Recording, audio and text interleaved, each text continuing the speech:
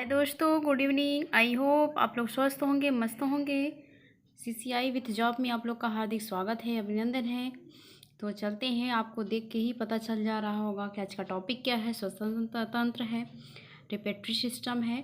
तो आज इससे क्वेश्चन लाए हैं, तो वीडियो में शुरू से अंत तक जरूर बने रहिएगा। यहाँ से मोस्ट इम्पॉर्टेंट क्वेश्चन है। इधर जितना फिजियोलॉजी में हम पॉइंट कवर करा रहे हैं, सब इससे क्वेश्चन बनते हैं। तो हम लोग के टीजीटी पीजीटी के लेवल पे देखा जाए तो पीजीटी में ज़्यादा आपका फिजियोलॉजी से क्वेश्चन बनते हैं। तो चलते हैं क्वेश्चन की ओर, आप लोग ज़रूर इसे देखिएगा। पहला क्वेश्चन है कि श्वसन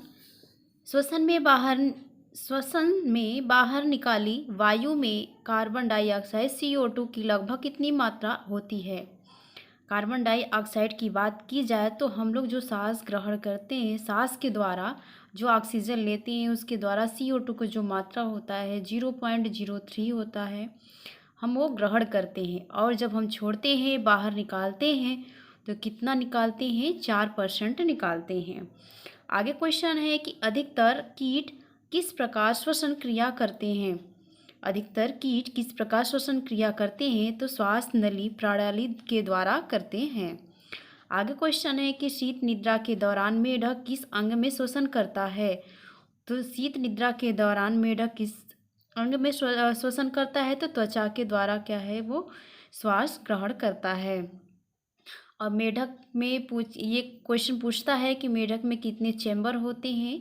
तो इनके जो चैम्बर या कोष्ठक की बात कही जाए तो मेढक क्या है, उभयचर है। तो इसे क्या, इसमें कितने चैम्बर होते हैं? तो इसमें आपके 3 चैम्बर बताए गए हैं। आगे क्वेश्चन है कि यातायात पुलिस शराब के नशे वाले व्यक्ति को स्वास्थ्य जांच में किस गैस के मिश्रण का प्रयोग करती है। यातायात पुलिस शराब के नशे वाले व्यक्ति की स्वास्थ्य जांच के किस गैस का मिश्रण का प्रयोग करती है? तो पोटेशियम डाइक्रोमेट सल्फ्यूरिक अम्ल का प्रयोग करती है। आगे क्वेश्चन है कि श्वासोच्छ्वास ब्रीथिंग में बाहर निकाली वायु में ऑक्सीजन की कितनी मात्रा होती है। जब हम क्या है कि श्वास जब हम लेते हैं तो उसमें हम ऑक्सीजन की मात्रा 21% लेते हैं। और यहाँ निकालने की बात है, मतलब हम क्या है कि छोड़ने की, बाहर निकालने की बात हुई है। तो हम जब लेते हैं तो 21% लेते हैं, और जब हम निकालते हैं तो कितना निकालते हैं? 17% ऑक्सीजन की मात्रा बाहर वायु में ऑक्सीजन की मात्रा 17% बाहर आती है। आगे क्वेश्चन है कि श्वसन में रुधिर का कौन सा घटक ऑक्सीजन का अवशोषण करता है। O2 का अवशोषण कौन करता है? तो लाल रक्त कणिकाएं। हमारे शरीर में जो भी लाल रक्त कणिकाएं हैं, RBC है, ये क्या है कि ऑक्सीजन प्रवाहित करने का काम करता है। इसके साथ क्या है, ऑक्सीजन भी हमारे सभी शरीर में हर जगह जाती है। ऑक्सीजन के द्वारा ही क्या होता है, लाल रक्त कणिकाएं हस्तांतरित होती रहती हैं, रक्त परिसंचरण होता रहता है। आगे है कि अवयवी श्वसन में पेशी कोशिकाएं ग्लूकोज को किस में परिवर्तित होकर ऊर्जा उत्पाद करती है। तो लैक्टिक एसिड में, लैक्टिक अम्ल में क्या होता है कि परिवर्तित होकर ऊर्जा उत्पाद करती है ग्लूकोज। आगे क्वेश्चन है, भोजन निकलते समय श्वसन मार्ग किस अंग द्वारा बंद हो जाता है। तो जब हम भोजन करते हैं तो उसके द्वारा क्या होता है, श्वसन मार्ग के अंग जब बंद हो जाता है, एपिग्लॉटिक होता है कि जब हम भोजन करते हैं तो भोजन हमारे श्वास की नली में ना जाए, इसकी वजह से क्या होता है, एपिग्लॉटिक क्या होता है, ये बंद हो जाता है। भोजन की नली से नीचे चला जाता है, आहार नाल के थ्रू श्वास नली में नहीं जाता है। किसकी वजह से ये बंद हो जाता है? तो एपिग्लॉटिक की वजह से श्वास मार्ग बंद हो जाता है। आगे है कि फेफड़ों में गैसों का आदान प्रदान किसके द्वारा होता है। तो फेफड़ों में आदान प्रदान क्या है, रुधिर द्वारा होता है। तो गैसों का आदान प्रदान किसके द्वारा होता है? तो रुधिर द्वारा। क्रेब्स चक्र की क्रिया किस कोशिकाओं में संपन्न होती है? तो यह माइटोकॉन्ड्रिया में होती है। इसमें कहा जाता है कि क्रेब्स चक्र जो कोशिकीय श्वसन में होने वाली एक अपचयी प्रक्रिया है, जिसमें पोषक तत्वों को जोड़कर ऊर्जा मुक्त की जाती है, और इसका जो संचार होता है, मतलब संचय होता है, इकट्ठा होता है ऊर्जा का, तो ATP में संचित होती है। आगे क्वेश्चन है कि ऑक्सी श्वसन की क्रिया कोशिका के किस भाग में संपन्न होती है। तो कोशिका द्रव्य एवं माइटोकॉन्ड्रिया में होती है। आगे है कि ग्लाइकोसिस क्रिया को ऑक्सी या अनाक्सी श्वसन का सामान्य चरण माना गया है। पूछा जाएगा कि ऑक्सी अनाक्सी जो श्वसन है किस क्रिया के अंतर्गत होता है, तो ग्लाइकोसिस के क्रिया के अंतर्गत होता है। यह क्या श्वसन के चरण हैं, तो क्या है, ऑक्सी अनाक्सी हैं, और इसके द्वारा जो क्रियाएं होती हैं तो ग्लाइकोसिस की क्रियाएं होती हैं। कहा जाता है कि जो पायरुविक एसिड है ग्लाइकोसिस का अंतिम उत्पाद होता है। आगे है कि श्वसन द्वारा उत्पन्न ऊर्जा का संचय किस रूप में होता है, तो एटीपी अणु में होता है। यहाँ पे बात कही गई कि जो हमारा श्वसन द्वारा उत्पन्न ऊर्जा होता है उसका संचय कौन करता है, तो एटीपी करता है। एटीपी जो स्टोर होता है यहाँ पे ऊर्जा का संचय तो माइटोकॉन्ड्रिया में होता है। पहाड़ों पर रहने वालों में आरबीसी की संख्या अधिक होती है। क्योंकि पहाड़ पर वायु कम संग्रहित होता है। इसके वजह से क्या होता है कि पहाड़ों पर रहने वाले जो व्यक्ति होते हैं उनकी आरबीसी की संख्या अधिक होती है। उसमें वहाँ पे क्या होता है कि वायु का संघनित होती है, वहाँ पे कम वायु संघनित होती है। आगे है कि कार्बोहाइड्रेट तथा वसा उपापचय के प्रमुख अंतिम उत्पाद है। तो यहाँ पे देखिए क्वेश्चन में भी आगे है कि कार्बोहाइड्रेट तथा वसा उपापचय के प्रमुख अंतिम उत्पाद में क्या है, CO2 एवं पायरुविक अम्ल होता है। आगे है कि अवयवी श्वसन में कौन सी प्रक्रिया होती है, तो अवयवीय श्वसन में ग्लाइकोलाइसिस की प्रक्रिया होती है। मानव में श्वास दर प्रति मिनट लगभग कितनी होती है, तो 12 से 15 बार होती है।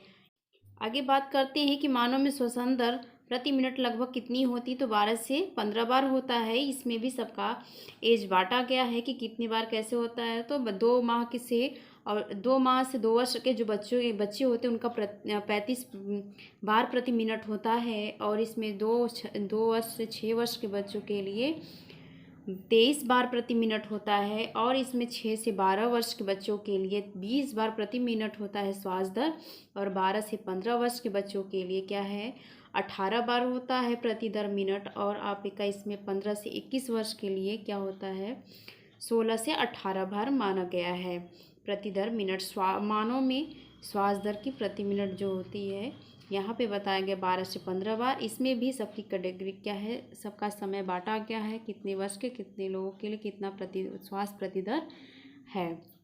आगे चलते हैं कि एक स्वस्थ वयस्क व्यक्ति में हृदय धड़कन की औसत दर जो माना गया है वो 72 बार प्रति मिनट माना गया है।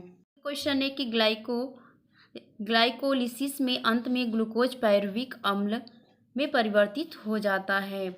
आगे क्वेश्चन है कि ग्लाइकोलिसिस के एंजाइम कहाँ पाए जाते हैं, तो कोशिका द्रव्य में पाए जाते, साइटोप्लाज्म में पाए जाते हैं। आगे है कि किस कारण में ऊतकों में ऑक्सी हीमोग्लोबिन में ऑक्सीजन निकलकर ऊतक द्रव्य में जाती है, तो O2 की कमी और CO2 की अधिकता के कारण। पूछा जाएगा ऑक्सी हीमोग्लोबिन से ऑक्सीजन निकलकर ऊतक द्रव्य में जाती है तो क्यों जाती है, इसलिए कि यहाँ पे O2 की कमी हो जाती है और CO2 की अधिकता हो जाती है। इसकी वजह से क्या होता है कि ऑक्सीजन निकलकर कहाँ पे ऊतक द्रव्य में जाती है। आगे क्वेश्चन है कि फेफड़ों में कुपिकाओं में गैसीय विनिमय किस प्रकार होता है, तो सक्रिय ट्रांसपोर्ट के कारण होता है, पॉन्स के कारण होता है। फेफड़ों में जो कुपिकाओं की गैसीय विनिमय होता है वो किसके कारण, जो आदान प्रदान होता है, इधर उधर जाता है, वो किसके कारण होता है, वह सक्रिय ट्रांसपोर्ट पॉन्स के कारण होता है। आगे क्वेश्चन है कि मानव शरीर में श्वसन केंद्र कहाँ स्थित होता है, तो मेडुला ऑब्लांगाटा तथा पॉन्स में होता है। मानव शरीर में श्वसन केंद्र कहाँ स्थित होता है, तो मेडुला ऑब्लांगाटा पॉन्स में होता है। आगे है कि फेफड़ों के ऊपर का आवरण किसका बना होता है, तो प्लूरल है, यहाँ पे फ्रूला भी होता है, प्लूरा कला में इसका बना होता है इसका आवरण। इसमें क्या होती है कि जो इसका आवरण होता है वो जो फेफड़ा होता है उसे सुरक्षा प्रदान के लिए उसमें ये क्या है, फ्रूला से घिरा हुआ होता है। आगे है कि सर्वाधिक CO2 का परिवहन किस रूप में होता है, तो बाइकार्बोनेट के रूप में होता है। क्रेब्स चक्र में ग्लूकोज के एक अणु में किसे कितने एटीपी अणुओं का निर्माण होता है। यहाँ ये मोस्ट इम्पोर्टेंट क्वेश्चन है, हमेशा पूछा जाता है, हर एक पेपर में देखने को मिलता है, वनडे भी एग्जाम में देखने को मिलता है कि एटीपी के जो अणुओं का निर्माण होता है तो 24 एटीपी अणुओं का होता है। आगे है कि ग्लाइकोलाइसिस चरण में कितने एटीपी अणुओं का शुद्ध लाभ होता है, तो 2 अणुओं का होता है। आगे है कि किण्वन तथा अनाक्षी श्वसन की खोज सर्वप्रथम किसने की थी।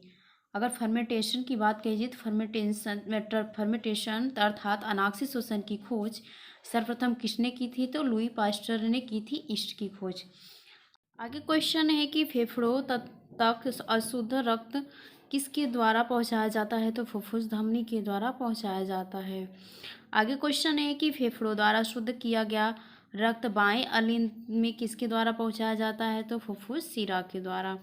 आगे क्वेश्चन है कि श्वसन गुणांक का मापन किस यंत्र से किया जाता है, तो गैनांक श्वसन मापी से किया जाता है। ऑक्सीजन की कमी के कारण शरीर के ऊतकों में ऑक्सीजन की कमी होना हाइपोक्सिया या अनाक्सिया कहलाता है। अगर कहा जाए कि हाइपोक्सिया या अनाक्सिया क्या है, तो हाइपोक्सिया अनाक्सिया क्या है कि ऑक्सीजन की कमी के कारण जो शरीर के ऊतकों में ऑक्सीजन की कमी होना, ऑक्सीजन की कमी के कारण ऊतकों में ऑक्सीजन की कमी होना ही हाइपोक्सिया या अनाक्सिया कहलाता है।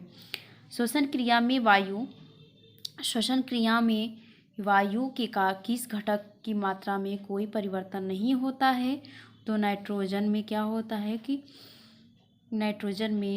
है कि कोई परिवर्तन नहीं होता है। आज के लिए इतना ही। आई होप आप लोग को वीडियो पसंद आया होगा। प्लीज़ वीडियो को लाइक सब्सक्राइब शेयर ज़रूर कीजिएगा। इसमें मोस्ट इम्पॉर्टेंट क्वेश्चन है, इसे ज़रूर पढ़िएगा। आज के लिए इतना ही। Thank you, thanks for watching.